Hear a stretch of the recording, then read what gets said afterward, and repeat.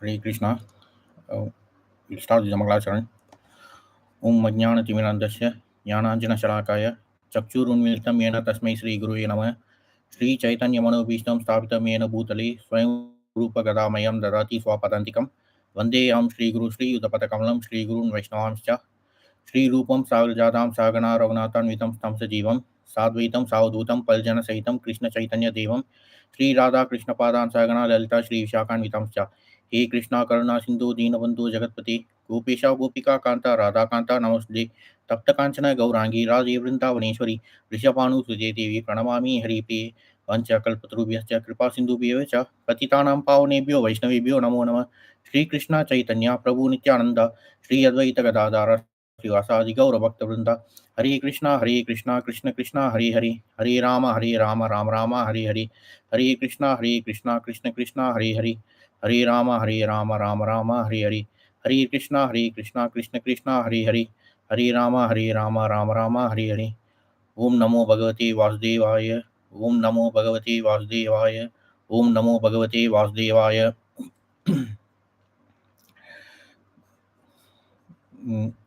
Hare Krishna. Today's verse is verse 23 from chapter 12, first canto. पितामह समासं ये प्रसादे गिरिशोपमः आश्रया सर्वभूतानां यथा देवो रमाश्रया पितामह समासं ये प्रसादे गिरिशोपमः आश्रया सर्वभूतानां यथा देवो रमाश्रयः पितामह समासं ये प्रसादे गिरिशोपमः आश्रया सर्वभूतानां यथा देवो रमाश्रयः पितामह समासं ये प्रसादे गिरिशोपमः आश्रया सर्वभूतानां यथा देवो रमाश्रयः Synonyms: Pitamaha, the grandfather of Brahma; Sama, equally good; Samye, in the matter; Prasade, in charity or in munificence; Girisha, Lord Shiva; Upama, comparison of equilibrium; Ashraya, resort; Sarva, all; Bhutanam, of the living beings; Yata, as; Devaha, the supreme lord; Rama Ashraya, the personality of Godhead. Translation: This child will be like his grandfather Yudhishthira or Brahma in equanimity of mind.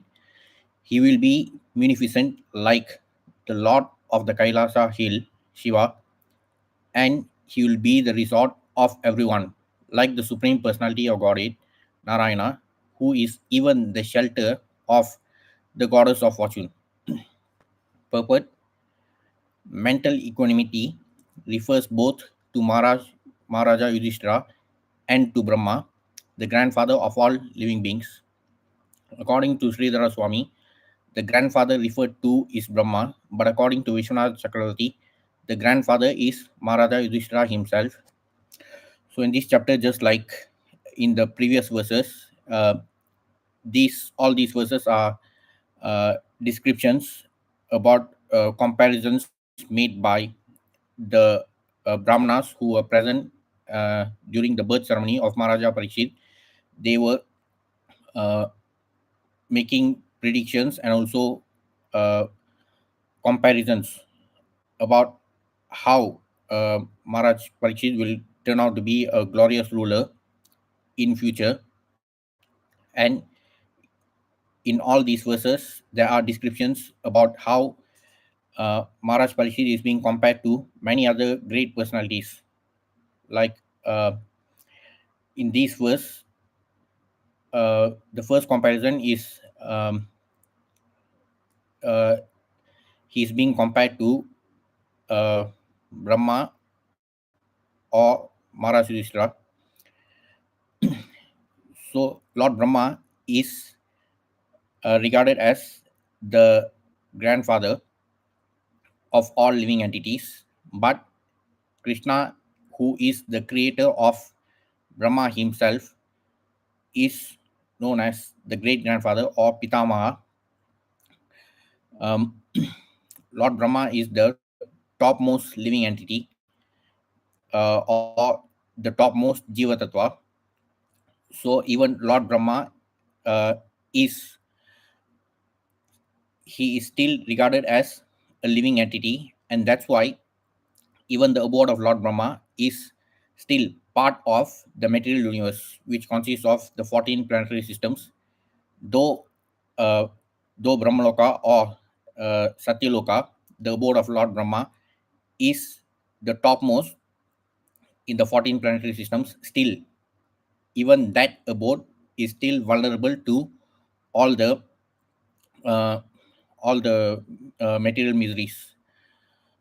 So, as Lord Krishna says in Gita 8.15, in which he mentions that this material world is Dukkalaya Mashashvatam. Then in 8.16, he talks about Brahma Bhuvana Loka. So in 8.16, uh, Lord Krishna describes about how even the abode of Lord Brahma also is part of this material creation, which is also a place of misery. So Satyaloka, or the abode of Lord Brahma, is the topmost in the 14 planetary systems, and even the so-called heavenly planet like Swargaloka, even that is below uh, the abode of Lord Brahma. So if even Lord Brahma himself is not immune to the problems of birth, death, old age, and disease, so there is no point in aspiring to attain the heavenly planets uh, by means of the so-called karma kanda activities. So whatever uh, piety that is accumulated through the karma kanda activities, uh, with the intention of enjoying heavenly pleasures, so all such piety will only be exhausted after a, a person who gets elevated to the heavenly planets, after he gets to enjoy the heavenly pleasures. Still he has to return to this middle planet. So this has also been explained by Lord Krishna in Gita 9.20 and 21. However, the position of Lord Brahma is still special because he is regarded as the topmost Jiva Tattva, being the first created living entity. Lord Brahma is the first Jiva Tattva that was created by Lord Krishna himself. And in Srimad Bhagavatam, Canto 2, uh, starting from chapters 4 or 5 onwards, uh, there's this conversation between Narada Muni and Lord Brahma, in which Narada Muni asks Lord Brahma about uh, uh, Narada Muni tells Lord Brahma that he he is curious to know about who is the inspiration behind the creative powers of Lord Brahma, because Narada Muni says that he sees Lord Brahma being involved in so many austerities, and therefore he he thinks that there must be a greater power behind the creative powers of Lord Brahma. And Lord Brahma himself uh, is humble enough to admit that he is only the secondary creator.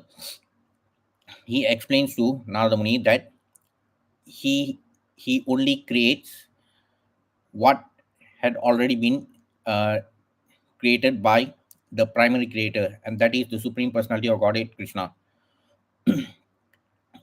So, the position of Lord Brahma being in charge of the uh, creation of this material universe, being empowered by the Supreme Personality of Godhead, is no doubt it is a very uh, elevated position, but still, being a Jiva Tattva, even Lord Brahma himself uh, is not immune to the problems of birth, death, old age, and disease.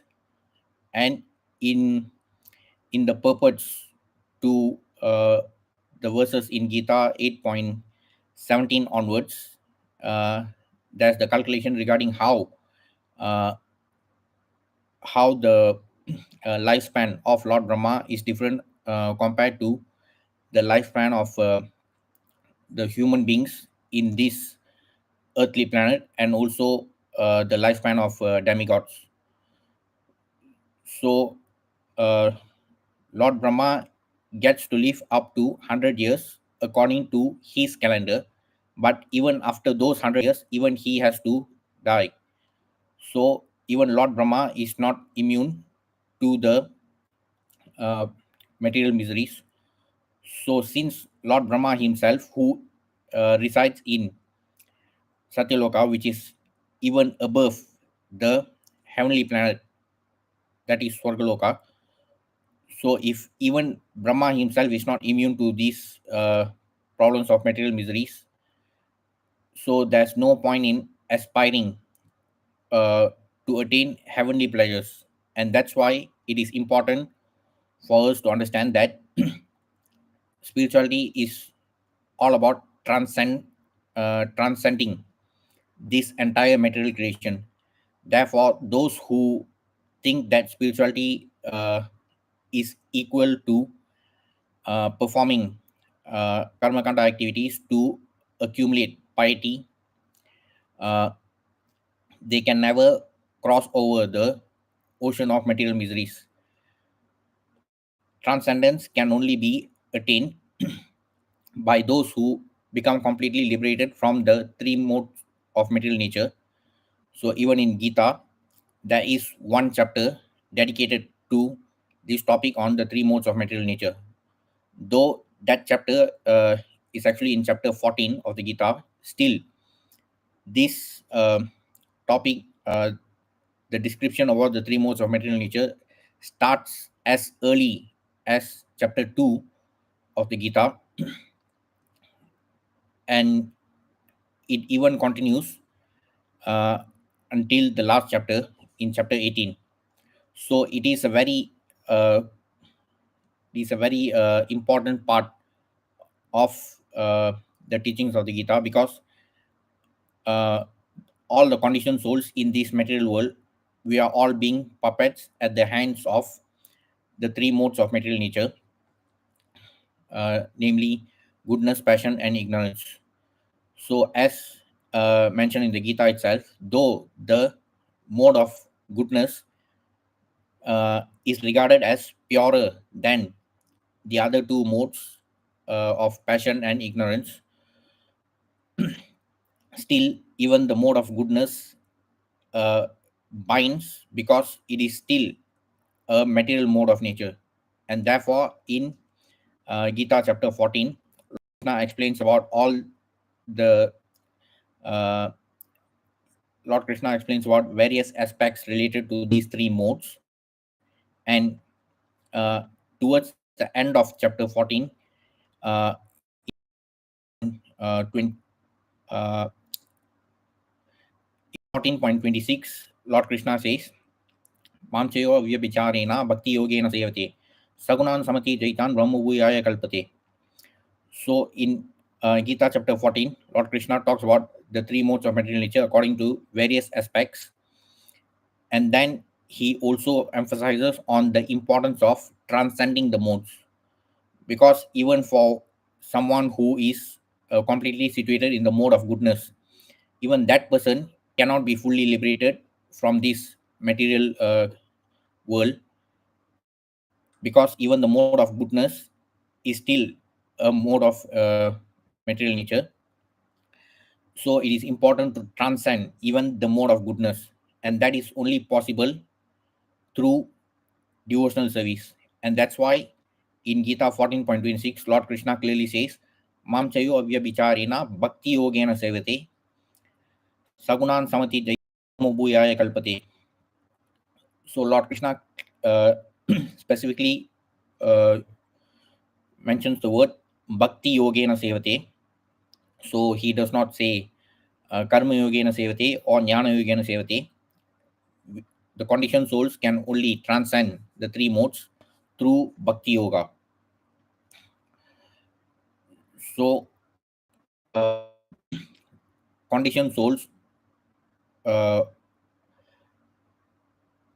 conditioned souls who might even uh, who might be completely situated in the mode of goodness. So as long as we are trapped in this material world, uh, even Lord Brahma himself, he'll also be subject to the problems of birth, death, old age, and disease. But still, he he is occupying such an elevated position despite the drawbacks, simply because he is also one of the topmost devotees of the Supreme Lord.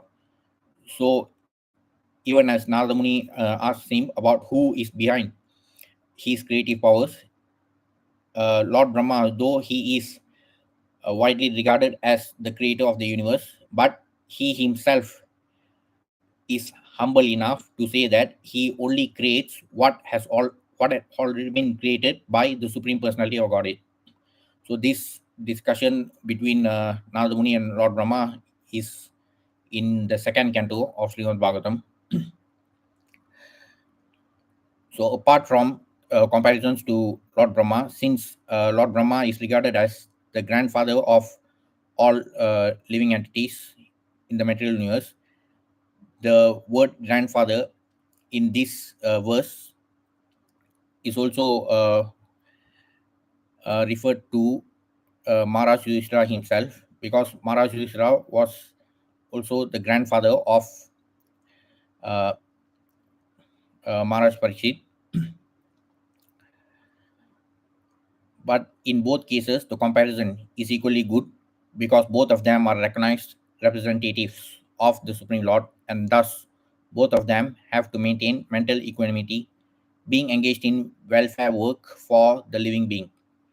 Any responsible executive agent at the top of administration has to tolerate different types of onslaughts from the very persons for whom he works.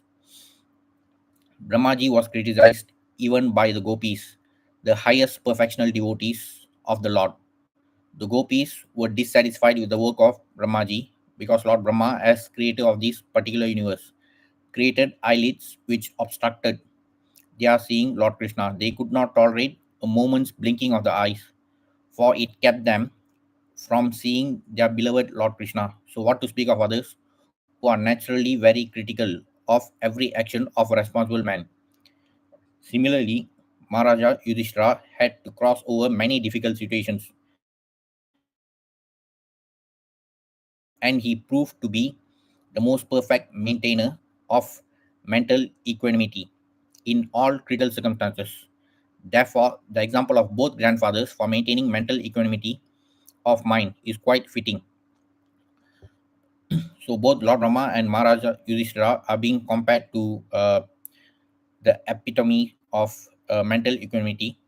Even when you look at the name of Maharaja Yudhishthira, the name Yudhishthira itself means uh, Yudhishthira refers to someone who is stir, someone who is stable, someone who is able to maintain mental equanimity even in the midst of battle. So, for the Pandavas, uh, throughout their life, they have been going through so many battles. So the battle of Kurukshetra was just the uh, peak, but even before that, they had to go through so many battles uh, with so many attempts made by the Kauravas. But since they were the topmost devotees of the Supreme Lord, so they were always protected by the Supreme Lord, and they were all such surrendered souls. Even from the prayers of Queen Kunti, we could see that she even went to the extent of praying to the Supreme Lord, so that she would even pray to Lord Krishna, so that they could go through the same uh, difficulties again and again, just for the just to enjoy the pleasure of seeing the Supreme Lord again, so that he would come to protect them again and again. So such was their elevated position, since they were always surrendered to the Supreme Lord. So they were always protected, regardless of uh, the kind of uh, the kind of obstacles created by uh, the Kauravas. Next, Maharaj Parikshit is also being compared to Lord Shiva. Lord Shiva is a celebrated demigod who awards gifts to beggars. His name is therefore Ashutosha, or one who is pleased very easily. He is also called the Bhutanatha, or the Lord of the common folk, who are mainly attached to him because of his munificent gifts, even without consideration of the after effects. Ravana was very attached to Lord Shiva, and by easily pleasing him, Ravana became so powerful that he wanted to challenge the authority of Lord Rama. Of course, Ravana was never helped by Lord Shiva when he fought with Rama, the Supreme Personality of Godhead, and the Lord of Lord Shiva. So there's this bunch of jokers uh, in Tamil Nadu mostly. So mainly for their political purpose, they keep blabbering all sorts of nonsense without any knowledge of the authentic scriptures. They distort everything, and the biggest problem with our community is that people do not bother to cross check. They do not verify facts from authentic sources. So even in the uh, Hindu community, the biggest problem is that people always rely on cinema, serial, and WhatsApp University to gain knowledge, and therefore a lot of these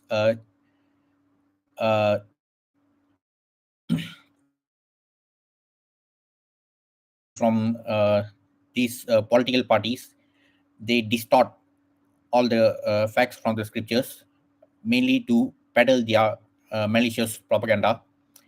And there's one particular group consisting of mental retards mostly, who say that Ravana is their hero.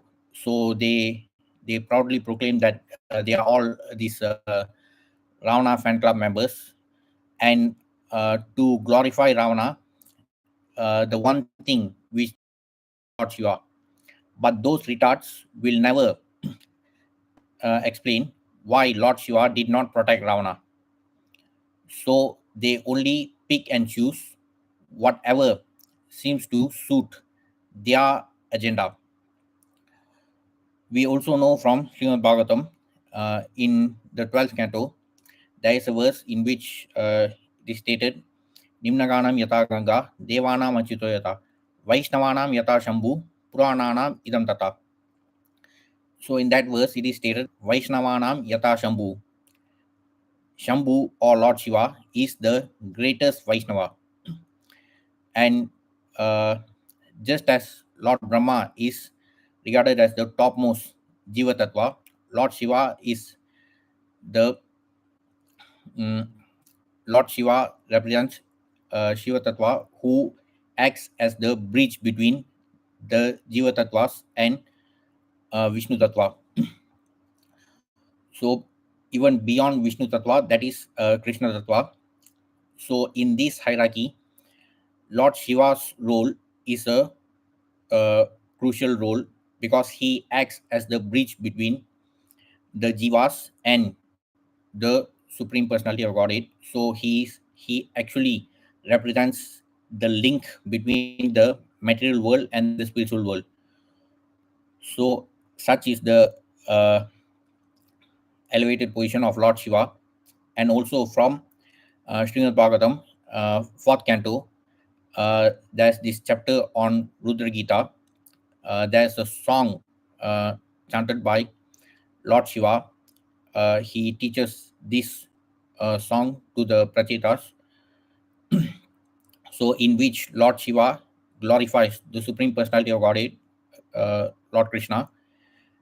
And from that Rudra Gita, we can clearly see just how much Lord Shiva is uh, surrendered as a great devotee of the Supreme Lord. So Lord Krishna is the Lord of Lord Shiva.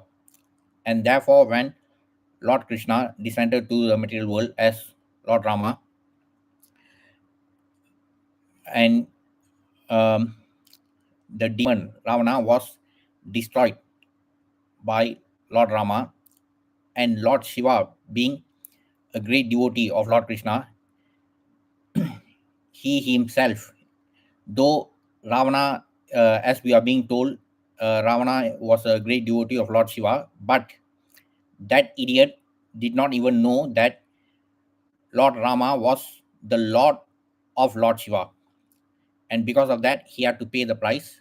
And uh, many other idiots who are similar to that idiot, they are trying to glorify him, but uh, still they cannot uh, conceal the fact that Lord Shiva did not protect that evil demon. So whenever it comes to any part which does not suit their agenda, they only try to ignore that and completely avoid it. They always try to glorify Ravana by saying that he was a great devotee of Lord Shiva, but they will not explain why Lord Shiva did not protect Ravana. Lord Rama is the Lord of Lord Shiva himself, and therefore Lord Shiva was more than happy when Lord Rama annihilated Ravana. To Rikasura, Lord Shiva awarded a benediction, which was not only awkward but also disturbing. Rikasura became empowered by the grace of Lord Shiva to vanish anyone's head simply by touching it. Although this was awarded by Lord Shiva, the cunning fellow wanted to make an experiment of the power by touching the head of Lord Shiva. Thus, the Lord had to take shelter of Vishnu to save himself from trouble, and the Lord Vishnu, by his illusory potency, asked Vikasura to make an experiment with his own head.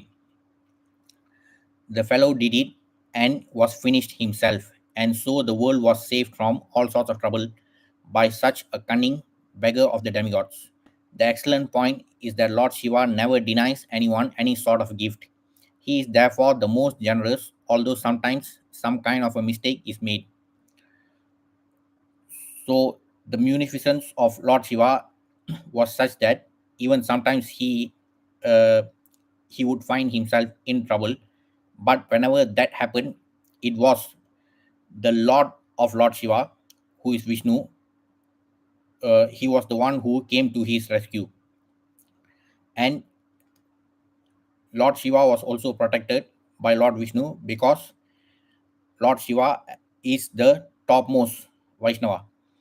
There's always this debate about some other sects within the uh, religion of Hinduism. So they say that they only worship Lord Shiva because they belong to one particular sect. So they say that uh, since they belong to that particular sect, so they will only worship Lord Shiva. But what they fail to understand is that Lord Shiva himself is the topmost Vaishnava, and he himself uh, speaks the glories of Lord Vishnu in the Rudra Gita in the fourth canto of Srimad Bhagavatam. So, those who actually claim to be great followers of Lord Shiva, they should first study the Rudra Gita uh, of Srimad Bhagavatam, fourth canto. Of course, it is not advisable to jump to the fourth canto straight away. They should preferably start from the first canto, and as they progress, they will find the Rudra Gita in the fourth canto. So those who claim to be great followers of Lord Shiva, they should first understand that Lord Shiva himself is the topmost Vaishnava. Rama means the goddess of fortune, and her shelter is Lord Vishnu. Lord Vishnu is the maintainer of all living beings. There are innumerable living beings not only on the surface of this planet, but also in all other hundreds of thousands of planets. All of them are provided with all necessities of life for the progressive march towards the end of self realization.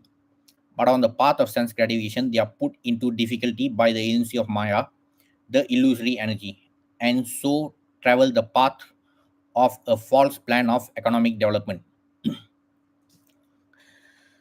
Rama, the goddess of fortune, she herself takes shelter under Lord Vishnu. This stated in Brahma Samhita 5.29. Chintamani प्रकर सत्मसु कल्पवृक्षा लक्षावृतेषु सुरभिरभिपालयन्तं लक्ष्मी सहस्र शत संभ्रम सेव्यमानं गोविन्दमादिपुरुषं tamaham bhajami. So this verse from Brahma Samhita is about the description of Golaka Vrindavan. So the Supreme Personality of Godhead, he is being served by thousands of Lakshmis.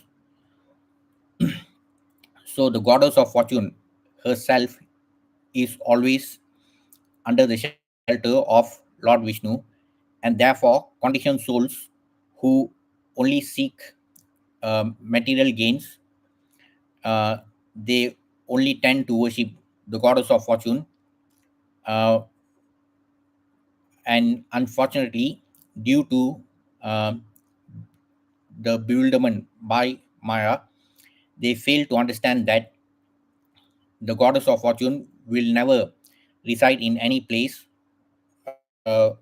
where her master is being ignored. So, one good example is from the Ramayana.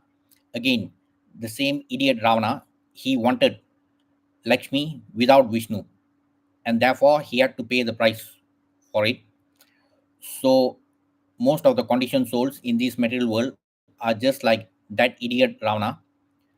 So, the conditioned souls always want Lakshmi without Vishnu, without realizing that Lakshmi will never reside in any place uh, where her master is absent.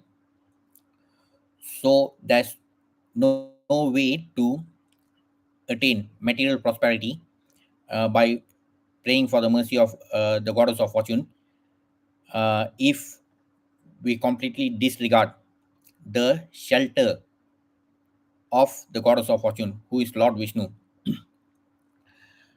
So even in the real world, uh, in most of the so-called developing nations, they all had this uh, uh, great economic vision called Vision 2020. Most of these so-called developing nations, they wanted to attain the status of a developed nation by the year 2020. But at the dawn of the year 2020, even the so-called developed nations, they were struggling to fight against a particular disease. So that itself shows just how bewildered the conditioned souls are in this material world. We always fail to understand that we can never solve the problems of Janma Mrityu Jara Vyadi, birth, death, old age, and disease, as long as we are bewildered by Maya. And therefore, uh, even when it comes to attaining material prosperity, the goddess of fortune will never accompany those who completely disregard her her shelter, who is Lord Vishnu. And therefore, all these so-called plans for economic development, which uh, which seem to completely disregard the superior authority of the Supreme Personality of Godhead, only end up being frustrated in the end. So the important point here is that the goddess of fortune will never reside in any place where her master is not being worshipped. And as mentioned earlier, the best example is from Ramayana, and still many many idiots like Ravana still take pride in trying to glorify him, and therefore they'll also meet the same fate as what happened to that idiot. These men are always after the mercy of the illusory goddess of fortune, but they do not know that the goddess of fortune can live only under the protection of Vishnu. Without Vishnu, the goddess of fortune is an illusion. We should therefore seek the protection of Vishnu instead of directly seeking the protection of the goddess of fortune. Only Vishnu and the devotees of Vishnu can give protection to all. And because Maharaja Parikshit was himself protected by Vishnu, it was quite possible for him to give complete protection to all. Mentioned in the previous verses about in the descriptions about Maharaja Parikshit. Maharaja Parikshit is also known as Vishnu Ratha. So he was protected by Lord Vishnu. Lord Krishna appeared in the four-handed form of Vishnu to protect Maharaj Parikshit when he was in the womb of his mother. So uh, Maharaj Parikshit and the Pandavas were all protected and empowered by the Supreme Lord, and they were uh, they were particularly chosen by the Supreme Lord to lead the kingdom of Hastinapura, and uh, Maharaj Parikshit, he even expanded the rule of Hastinapura to cover the entire Jambudvipa. So all this was possible only because they were blessed by the Supreme Lord. Since the Pandavas and also Maharaj Parikshit, they were all completely surrendered to the Supreme Lord. Therefore, they were all empowered by the Supreme Lord to rule on his behalf. So they were all dharmic rulers. Nowadays, we hear so many intellectuals talk about how the monarchical system was only about uh, concentration of power uh, in the dynastic families. But what we are seeing nowadays is even worse because uh, in this so-called democratic setup, we are being told that democracies are governments of the people, by the people, for the people. But in reality, the democracy that we are seeing nowadays is the democracy which is of the Shudras, by the Shudras, for the Shudras. So the Kshatriyas in the Varna system, they were particularly empowered by the Supreme Lord because uh, the topmost elevated devotees like the Pandavas, they were, though they were occupying the of Hastinapura, they they were always aware that they are only theses to the Pandavas, the Kauravas. They were all uh, completely greedy for power, and they never cared about the authority of the Supreme Lord. So, what we are seeing in this present so-called democratic setup is something even worse uh, than that of the Kauravas. So, without the blessings of the Supreme Lord, nothing is possible, and whatever material prosperity that we are going after, all these uh, all these efforts will only end up being frustrated because ultimately we as conditioned souls, we have to understand that we can never be free from the problems of birth, death, old age, and disease, no matter how much material gains we accumulate in this material world. Because, as the Supreme Lord Himself says, this material world is dukkhalayam ashashwatam. So, and any amount of material gains that we accumulate, everything will be everything will be annihilated after. a certain point of time, and therefore it is extremely foolish to think that accumulating material wealth is the solution to all our problems. We have to focus on accumulating spiritual wealth in order to be liberated from all our problems in this material world. So that's all for today's session.